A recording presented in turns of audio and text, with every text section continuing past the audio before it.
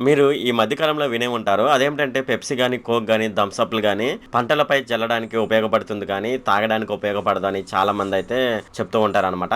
So, ఇదెందుకు ఇలా చెప్తున్నారు?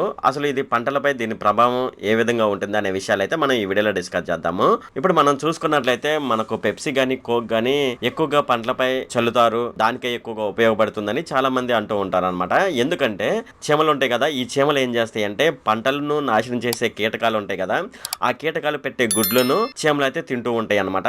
ఈ చీమలు మన పంటలోకి రావాలంటే మనం ఏం చేయాలి? దానికి తీపి పదార్థం ఏదైనా ఉందంటే మన పొలంలో చల్లితే చీమలైతే రావడానికి అవకాశం అయితే ఉంటుందన్నమాట. అయితే పెప్సీ, కోక్‌లో ఎక్కువగా తీపి ఉంటుంది కాబట్టి, ఆ పెప్సీ, కోక్‌లను ఏం చేస్తారంటే పంటల పైన జల్లుతారనమాట. ఇలా జల్లడం వల్ల చీమలను ఆకర్షించడానికి ఇవి ఉపయోగపడతాయి. తద్వారా పంటలను నాశనం చేసే కీటకాల గుడ్లనైతే ఇవైతే తినడం జరుగుతుందనమాట.